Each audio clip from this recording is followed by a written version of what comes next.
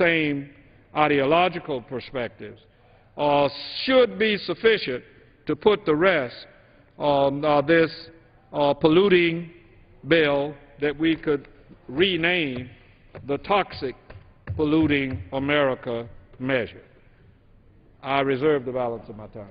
Gentleman reserves the balance of his time. The gentleman from Utah. Thank you, and thank the gentleman for not demonizing me or my colleagues and our motives on this bill. I reserve. Gentleman reserves. The gentleman from Florida. I'll try to do better about that as we progress.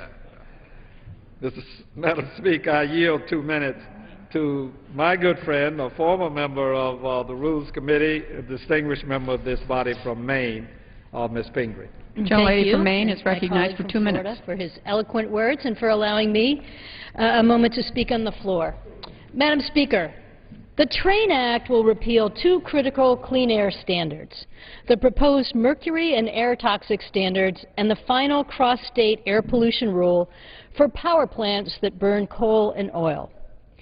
I'm from the state of Maine, and Maine is the tailpipe of the nation for most atmospheric pollution.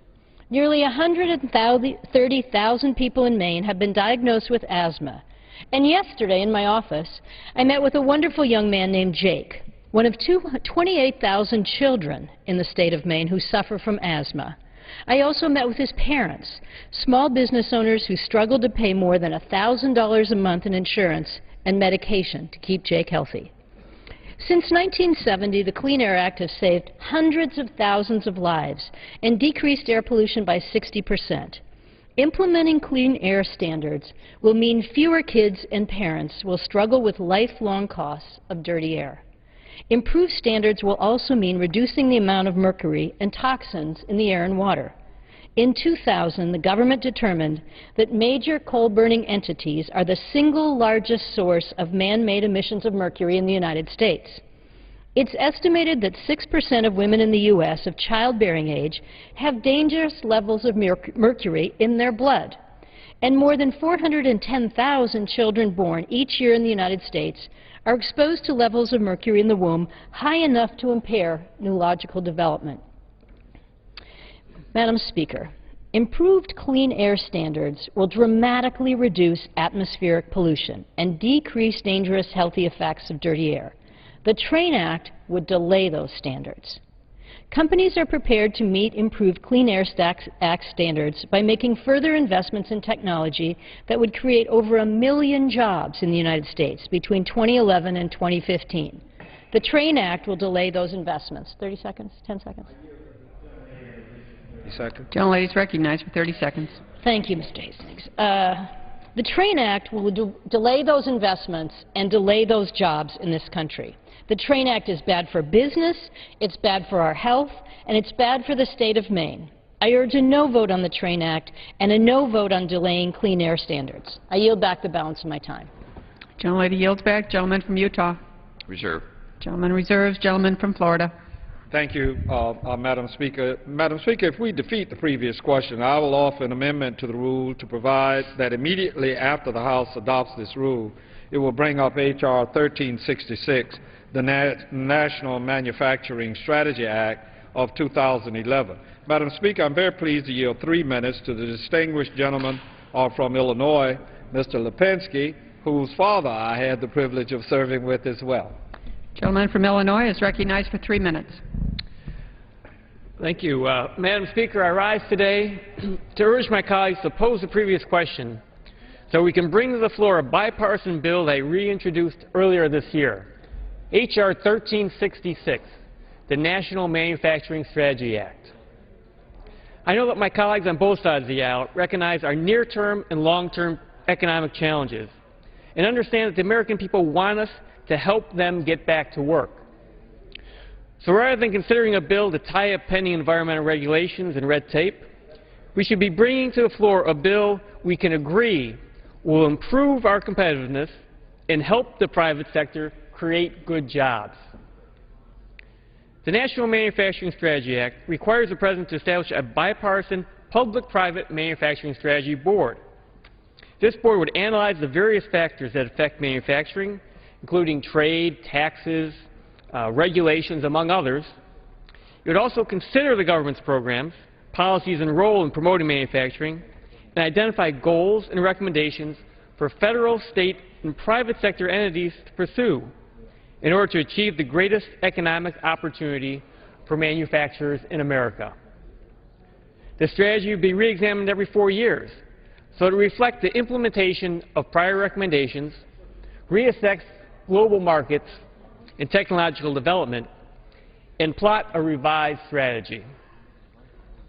The federal government already has significant and broad influence on the domestic environment for manufacturing, and certain areas of the government rely greatly on a strong manufacturing base, particularly our national defense.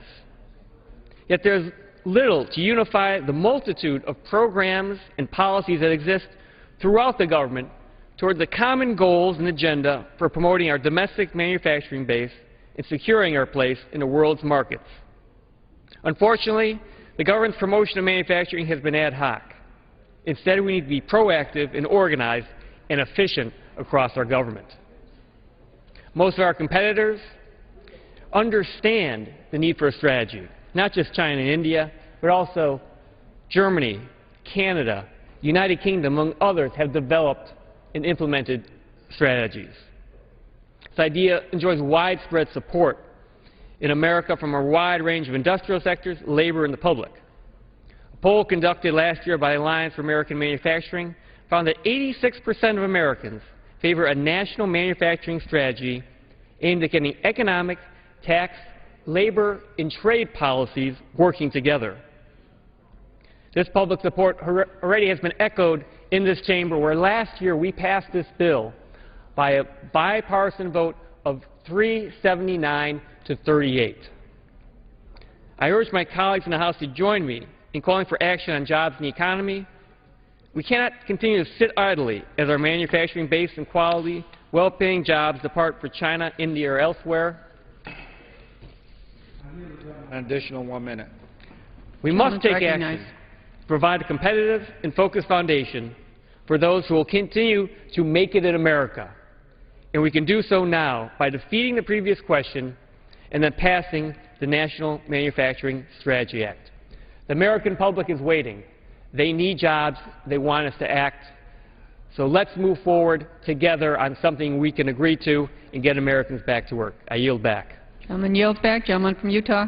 Thank you. I'm pleased to yield as much time as you may consume to the distinguished chairman of the Rules Committee, the gentleman from California, Mr. Dreyer. Gentleman from California is recognized. Madam Speaker, I thank my extraordinarily quick-witted and thoughtful and hardworking colleague from the Rules Committee for yielding me the time, and I rise in strong support of this rule, and I take the floor to do my doggonedest to help us put in perspective why it is that we're here and what it is that we're doing.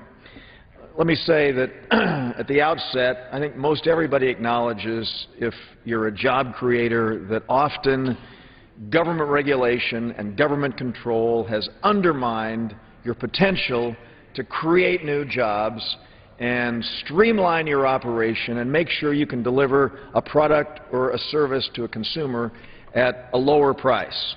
So let's just at the outset say that the notion of trying to tackle the issue of the overreach of government, over-regulating businesses and individuals is a challenge that needs to be addressed. And so that's really what came to the introduction by our colleague, Mr. Sullivan, and the very hard work done by Mr. Whitfield on the Energy and Commerce Committee of this so-called TRAIN Act, T-R-A-I-N.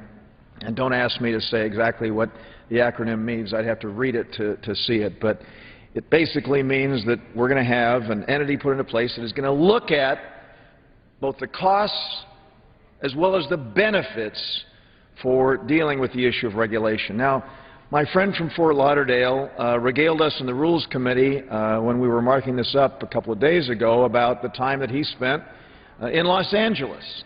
And he told the story about awakening and not being able to open his eyes because the air pollution was so great in Los Angeles, and he may have shared that with our colleagues here on the House floor as he did in the Rules Committee. I don't know. I haven't followed the debate that closely. I was in another meeting.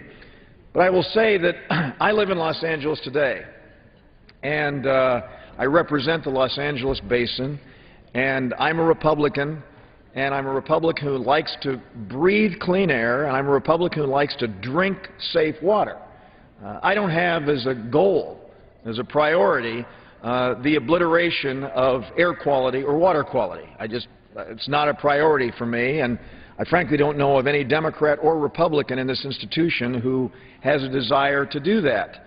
And I'm also one who recognizes that many of the things that have been done at the governmental level have played a role in actually improving air quality, and it played a role in improving drinking water. And I will say that there is no desire on the part of anyone to undermine the assurance that we have of clean air and safe drinking water. Now, having said that, I think it's important for us to recognize that we are going to do everything that we can, though, to say when we see duplicative regulation, when we see the kind of burden that has been imposed, we should see action taken. But guess what? This committee is not empowered to do anything at all like what has been described or implied by my colleagues on the other side of the aisle. This committee will not be able to repeal any regulation as it relates to drinking water or clean air or any of these ideas. And I also want to say that I happen to believe that good environmental policy happens to be good business. I know there's often this sense that if you're pro-environment, you must be anti-business, and if you're pro-business, you must be anti-environment. And I see the two really going hand in hand. But it's important for us to make sure that we don't go overboard in undermining business's potential to address environmental needs with a regulatory burden that is as great as some have reported it to be. And so, to me, we've made every single amendment that complied with the rules of the House in order. So we're going to have an opportunity for a free-flowing debate with Democrats, including an amendment that the Democratic floor manager of this rule will have that has been made in order by the Rules Committee. So we're going to have an opportunity for a free-flowing debate, and I urge my colleagues to support this very common-sense measure. And with that, I yield back the balance of my time. Gentleman yields back. The gentleman from Florida. My colleague from California spoke about what the committee would do. I would urge him to understand is Congress is doing it for them with this measure. Madam Speaker, I yield myself such time as I may consume. The gentleman's recognized. I'd like very much, with your permission, Madam Speaker, to ask unanimous consent to insert the text of the amendment in the record along with extraneous material immediately prior to the vote on the previous question. Without objection. Madam Speaker, day before yesterday, Francis Beinecke, the president of the Natural Resources Defense Council, said the following: GOP lawmakers would have us believe that the public health and environmental safeguards stemming from the Clean Air Act, a 40-year-old law signed by President Nixon, are thwarting economic growth. It's not the unregulated market in mortgage debt. It's not the U.S. trade deficit with China. It's not the shaky state of our European banks that is freezing growth. It's the EPA's effort to reduce toxins from old power plants. Madam Speaker, millions of Americans are hurting and in desperate need of our help. Instead of working to create jobs, my colleagues on the other side would rather consider do-nothing bills. We've been doing nothing around here for a very long time now, and considering do-nothing to get our economy back on track. This do-nothing bill does not create jobs, and it does nothing to help the struggle of middle-class and working poor Americans. Please know this, that let me give just some examples of the timeline on the Environmental Protection Agency's laws, and listed in part by administration. I spoke earlier about the Clean Air Act of 1970, the Clean Water Act that President Nixon vetoed. His veto was overridden, and then he signed it on October 18, 1972. Under President Ford, we got the Safe Drinking Water Act. The cancer-causing pesticides were banned. Toxic Substances Control Act in 1976 under President Ford. Under Jimmy Carter, we got the Clean Water Act of 1977. Then the EPA set new national air pollution standards for lead, and I'm sure families with children understand that dynamic. The phase-out of chlorofluorocarbons gases took place in 1978. And under President Reagan, we got the Nuclear Waste Policy Act in '82, the asbestos testing in government in schools, which was critically important throughout this nation. We got the Chesapeake Bay pollution cleanup, a 90% reduction of lead in gasoline during that same period of time, although it was not his discovery. The ozone layer problem was discovered. But in '86, President Reagan signed the Drinking Water Act amendments, the Wetlands Protection Measure in '86, the Right to Know laws for chemical safety in 1986. The Montreal Protocol was signed by the President in 1987. Standards for underground storage tanks in 1988. Sewage ocean dumping ban came about in 1988. ALAR pesticide ban for use on foods came under President Bush. Toxic waste control came under President Bush. The Pollution Prevention Act, acid rain controls enacted, the Energy Star program. That's just a few, and I won't go into the many under President Clinton and the few that have taken place under President Obama. But with that said, there seems to be this act against the Environmental Protection Agency that suggests that they have been harmful in some way. That's another word for demonized, that they've been harmful. The EPA, all of these things that have been done throughout all of this time that have helped our environment, I just, for the life of me, don't understand why it is now we want to slow down this process and allow for analysis that is already being done to be delayed. We want to protect and conserve the land on which we live, our countryside, our rivers, our mountains, our plains and meadows and forests. That's what Ronald Reagan said. This is our patrimony. This is what we leave to our children. And our great moral responsibility is to leave it to them either as we found it or better than we found it. Does the bill that we're considering today leave the land better than we found it? I think you know the answer. I urge my colleagues to vote no on this rule and the previous question and underlying bill, and I yield back the balance of my time. Gentleman yields back the balance of his time. The gentleman from Utah. Thank you, Madam Speaker. I have to admit that in a prior existence, when I was a debate teacher in high school, one of the things we taught our kids, because every team did it, was regardless of what the bill was that the affirmative presented, is to come up with a series of problems. And in every instance, the negative team would always end with this plan, whatever the plan was, resulting in melting of the polar ice cap, which would trigger a thermonuclear war.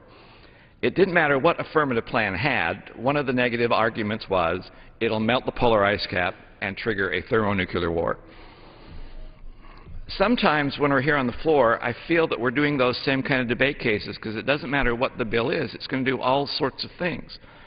This bill simply says that before you implement a rule or regulation, you're going to study everything, including its impact. One of the speakers who came to the floor said there are 2 rules that are going to be prohibited in this bill. Now, there are 2 rules specified in this bill that says before you implement them, see what it will do to the jobs and the economic cost. I mean, these rules could increase the electricity costs for everyone, rich or poor, by 3, 4, 5% or more. We don't know. Study it first before you do it. There was a rule that was passed in my state dealing with particulate matter, my area. In one of the very remote rural areas, we do testing on solid rocket motors. That testing could violate this rule. No one knows for sure because the EPA didn't do that kind of analysis. One of the private sector groups wrote us, said the U.S. Environmental Protection Agency disturbingly admitted that the impact on American jobs is not a consideration in rulemaking, even while the United States continues to struggle through the recession and unacceptably high unemployment. I'm sorry, that's one of the things that should be considered in rulemaking. Is there an executive order that mandates it? Yeah, but it's not being done. So what we want to do is have a law passed that says, yeah, what is not being considered should be considered. Doesn't stop the rulemaking, doesn't stop the rule, doesn't roll back anything, it doesn't kill anybody, it doesn't melt the polar ice cap, and it doesn't start thermonuclear war.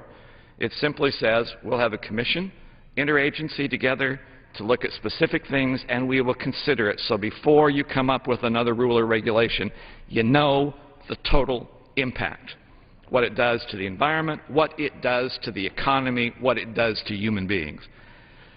Studying is something we should all recognize and we should all want. This is what the bill does.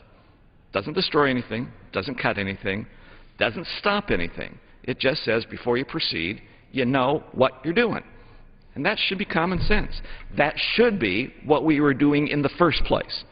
And if it takes a piece of legislation to make sure we do what we should have been doing in the first place, let's pass this legislation. This bipartisan legislation with Republican and Democrat sponsors that was passed with Republican and Democrat votes, and actually one Republican voted against it as well. This is a bipartisan process. This is a bipartisan bill. This is a good piece of underlying legislation. And it is an incredibly fair rule, because remember, 12 of the 14 amendments, every one that could be made in order was made in order to be discussed and debated on this floor, which is the way we should be doing things at all times. It's a great process, and I look forward to listening to the debate on all 12 amendments as well as the base bill when we finally get to the position of debating this bill on the floor. With that, and I understand the gentleman from Florida yielded back already, I too yield back and move previous question. Questions on ordering the previous question on the resolution. Those in favor will signify by saying aye. Those opposed say no. The ayes have it. The ayes have it. Gentleman from Florida. I ask the yeas and nays. Yeas and nays are requested. Those favoring a vote by the yeas and nays will rise. A sufficient number having arisen, the yeas and nays are ordered. And pursuant to Clause 8 of Rule 20, further proceedings on this question will be postponed. Pursuant to Clause 12A of Rule 1, the House will stand in recess subject to the call of the Chair.